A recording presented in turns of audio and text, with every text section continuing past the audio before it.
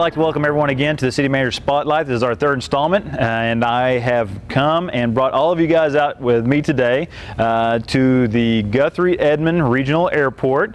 And today our special guest is Schellon Stanley. Schellon, how long have you been with the City of Guthrie? I started here July 27th. Awesome. This year. And where were you before you came to work at the GERA? Or GERA, yeah, GERA. I was at Max Westheimer Airport. I've been there approximately a little over 11 years. And what did you do at the Max Westheimer? Well, I started out there as a office staff personnel, and then about 18 months later was promoted to airport operations. And then a time or two I would be acting director. So That's I got great. to do a lot of that. And can you tell the citizens of Guthrie exactly where that airport is located? It's in Norman, Oklahoma. So that's the airport that's directly north of Norman. So if you're driving on, what was it, I-35 over there? I-35, it's on the east side, and it's the University of Oklahoma owns the airport. And as the operations director there, what did you do? I was deemed with taking care of all airfield operations and security, fencing, anybody who needed to come onto the airport. I was the person they would contact.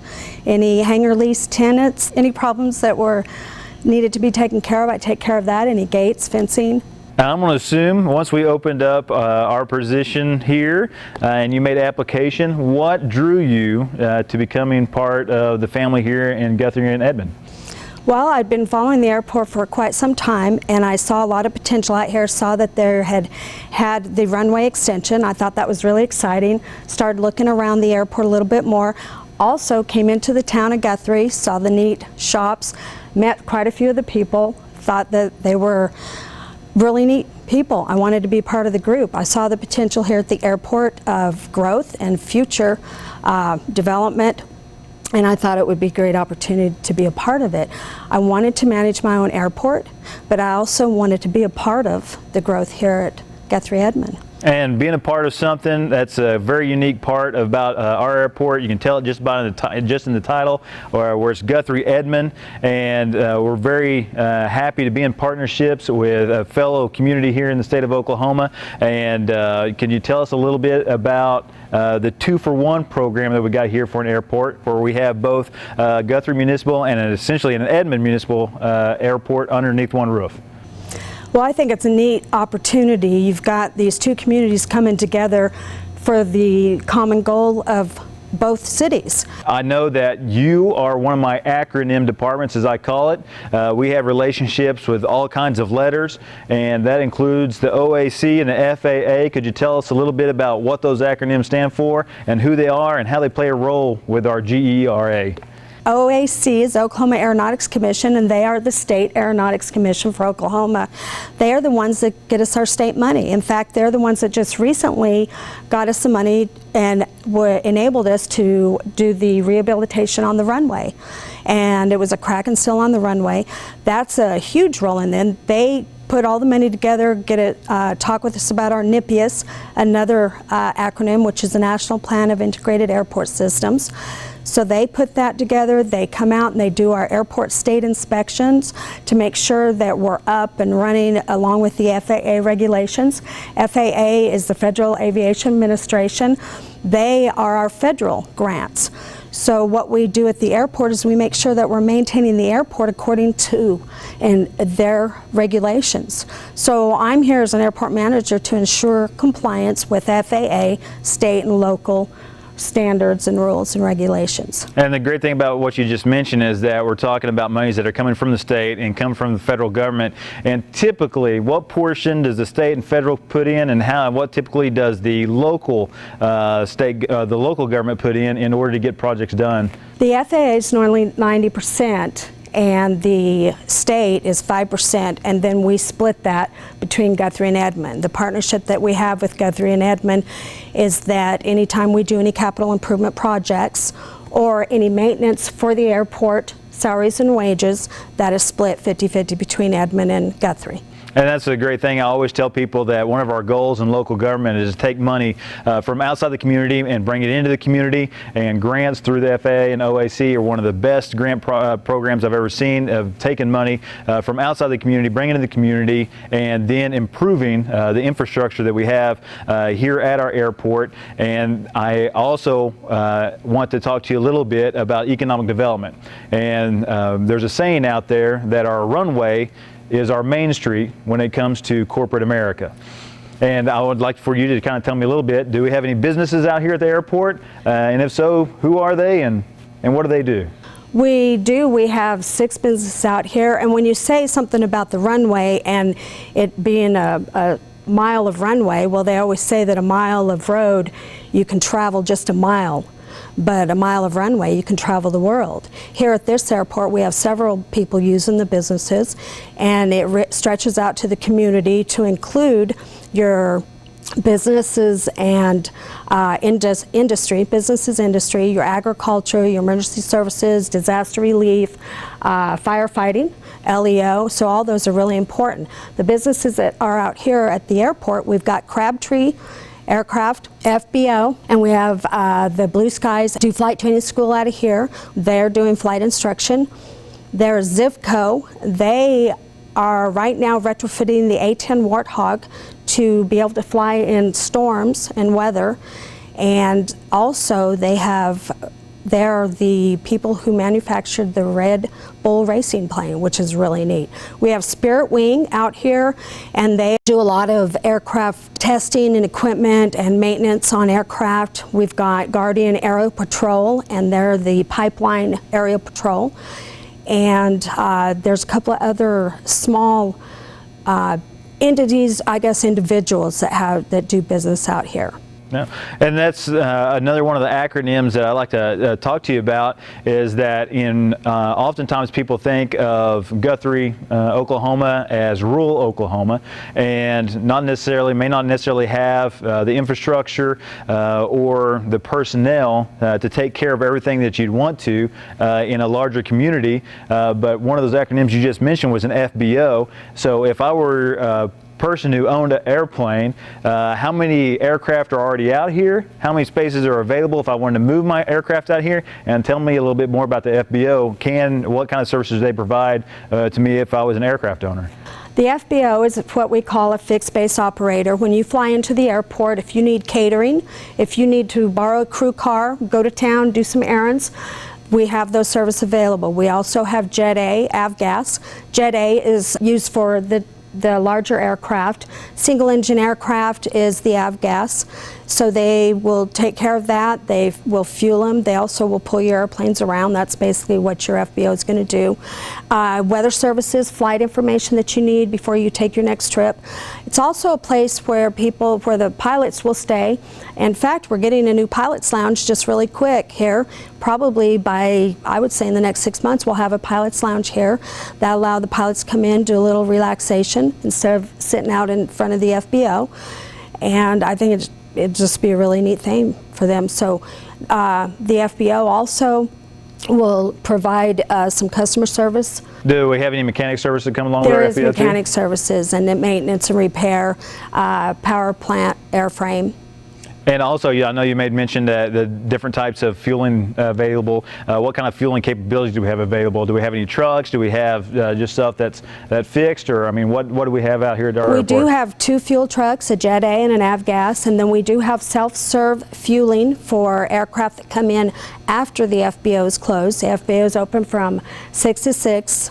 7 days a week. So anytime after that, anybody flies in, they're able to come in, get fuel, use their credit card.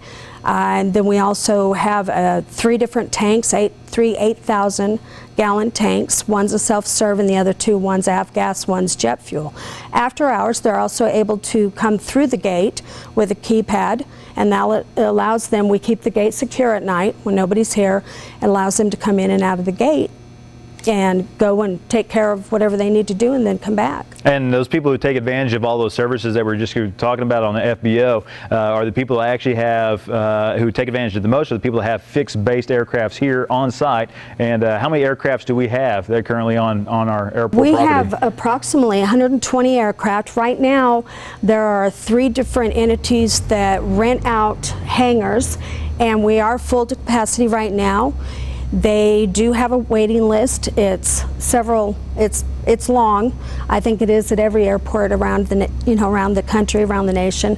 But they do take in names and lists, and I think the great thing about having these people here available is that anytime you need help or you want a place to put your airplane, you can. Right now, again, I know that they do have a long waiting list. You just mentioned that we're going to have a lounge, a pilot's lounge that's coming online here very soon.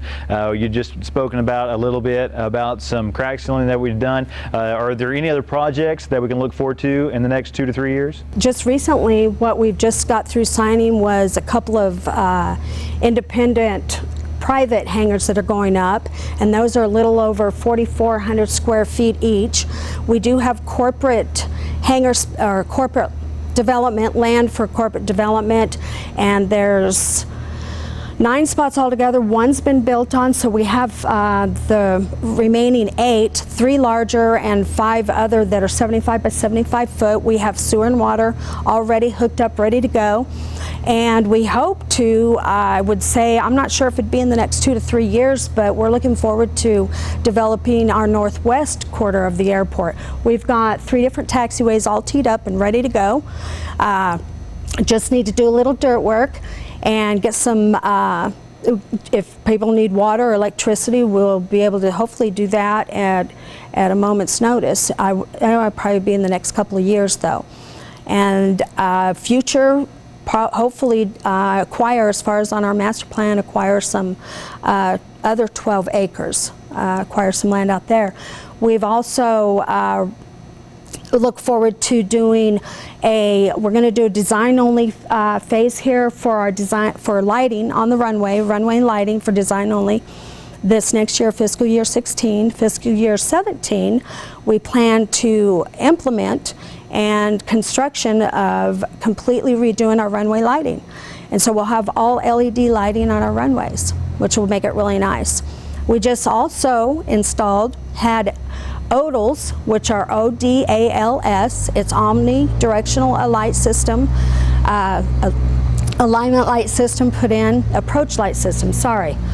Omnidirectional light approach system put in, and what that enables you to do, the pilots, is from anywhere at nighttime, it lights up the whole north end of the airport.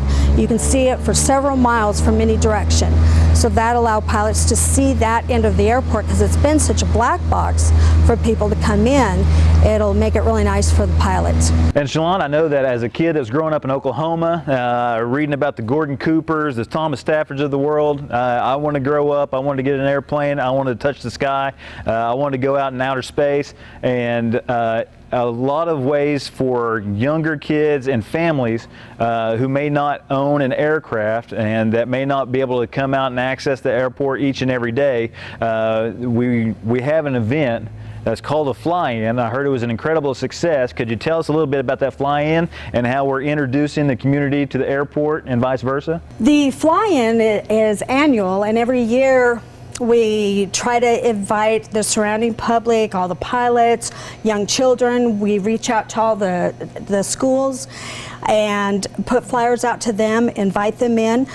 At this event, it's put on by the Guthrie Edmond Aviation Association, and they pretty much sponsor the whole event. But what's really neat about it is that we get the Young Eagles program. And this program is a bunch of pilots that come in and volunteer their time free to give these kids that have never been in an airplane to have a ride in the airplane. So that makes it really cool. Then we get to have all these airplanes. Everybody invites all these different airplanes. We get the Oklahoma Highway Patrol helicopter in here. We get Jim Gardner, News 9 in here, and a lot of really cool airplanes, biplanes. AT-6 Texan was here this year. We had some antique cars. And I know that we had the doors open for the A-26 that the Commemorative Air Force is working on over here in the hangar. The whole event brought in probably over 900 people through there. During this time, we gave away hot dogs for free, so that was a free lunch. That really was a big crowd. We served over 630 hot dogs, so that was amazing. We also had the local law enforcement here and the fire trucks, and that is a big draw for the community. The children love that. Also the bomb dog, and he was here. His name was Darko. He was really cool. So a lot of neat stuff going on here during that year. That's just one of the events, but we do have other events that we like to do to bring in people and get the public to know that they can come out and tour the airport. We even have our businesses out here that do really unique things, that do tours of like the A-10 Warthog. But as far as the kids go, we have a Santa Fly-In coming up, which is December 19th. That's coming up really soon. It's 1 to 3, and I hope everybody comes out. We've got Rick's candies and chocolates that is going to provide all the hot chocolate for us. We'll have Santa here. Santa has agreed to be here. He's going to fly in to the airport. It's going to be really fun. So I hope that people want to come out and join us for that and be a big part of it. And that's some of the unique opportunities that any airport allows a community, as we get to meet Santa on his way back and forth to the North Pole. I know that I've been fortunate enough to fly in 2 brand new Black Hawk helicopters that came over from the Oklahoma National Guard in the past on airports that I've been able to manage. I've been in what you were talking about, like the Warthogs that's being reconstructed. I've been in some Vietnam era jets that have been reconstructed. I've been able to fly in those.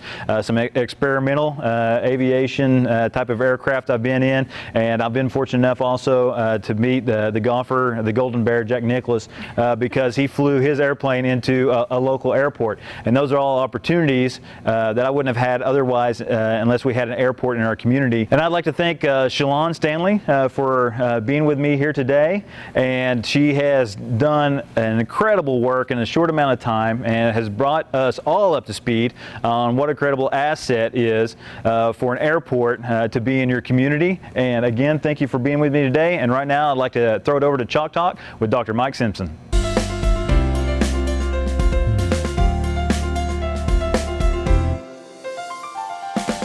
Hey, welcome to Chalk Talk. I'm Mike Simpson, Superintendent of Guthrie Public Schools, and today we have Gregory Heady Coleman. Yes. Our Chamber Chief Executive Officer. He's running our chamber now. We're so happy to have him. He's a Guthrie alum. Yep. And he's taken over for the Chamber of Commerce for Guthrie. But the thing, and you may be wondering, well, why is he talking to the superintendent? Well, we've been working together since he's taken the position to develop a partnership on some things. And that's why I wanted to talk to Heady today. And we've created a committee. Talk about this committee we've created and talk about where we're going with that and what your vision is for that. Yeah, so we started what we call the Education and Workforce Development Committee. I also call them teams. I just like to think of us as working together as a team.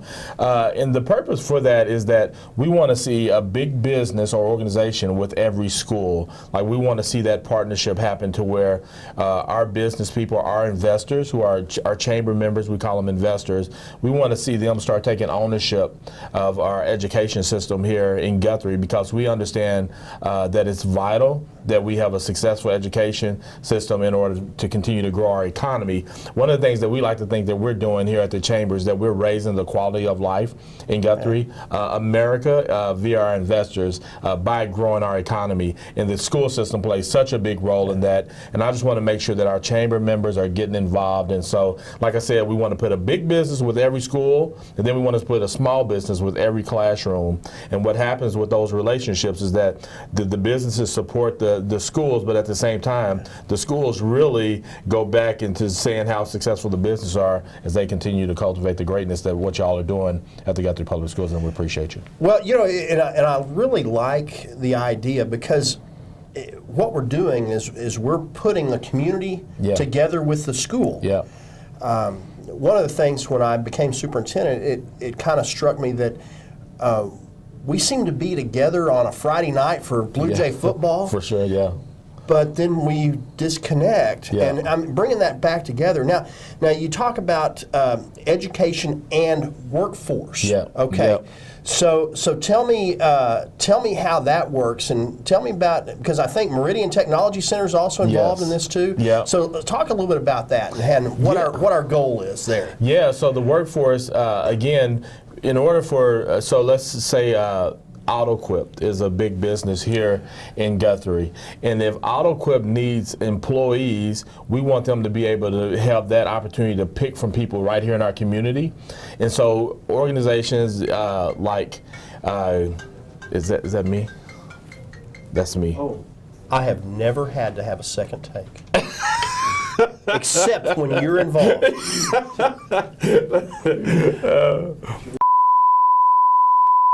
Again, going to one of our investors is AutoQuip.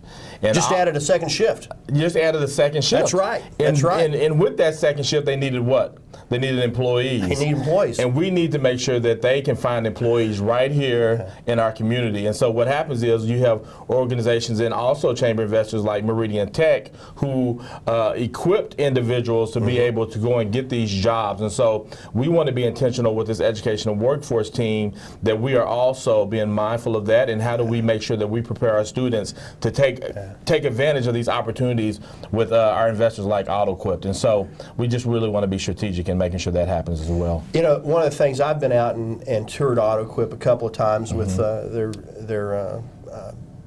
CEO out there, Joe Robillard. The thing that really took me about that factory is the longevity of the employees. Yeah. Some of those guys have been out there for 40 years. Yes. I mean, and that says a lot for the work environment. Yeah. It says a lot for how they take care of their employees. Yeah.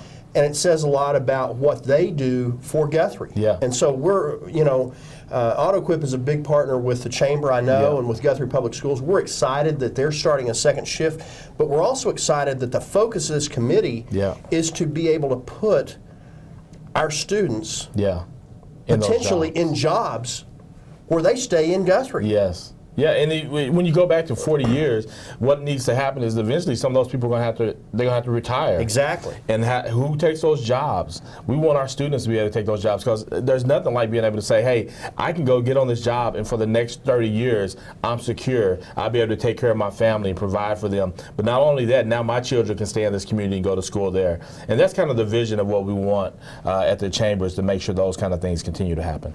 And they have a way to choose to stay here. Yeah. Yes, exactly. That's something you've been talking about a lot since you've been the chamber director, is giving people a reason to choose to stay in Guthrie. And I think that's something that can't be overstated, because when we want to create a community, it has to go past the 12th grade. Yes. Yeah. And in order to maintain that community, we have to give people a reason to want to hang around. Heady, I can't tell you how happy I am that you're in the position you're in, and the mission and vision that you have for the chamber. And we feel like, as with Guthrie Public Schools, we feel like we're an important part of that. Yeah. And we really appreciate what you're trying to do to help the school district and take their community forward. Yeah. So thanks so much for being here today. Thank you. And the thing about Heady is, I've never seen anybody more positive about his hometown than this guy. Yeah. All right. Thank you. Thank you so much for what you do. Yeah. I'm Mike Simpson with Chalk Talk. All righty. Thank you. Take care.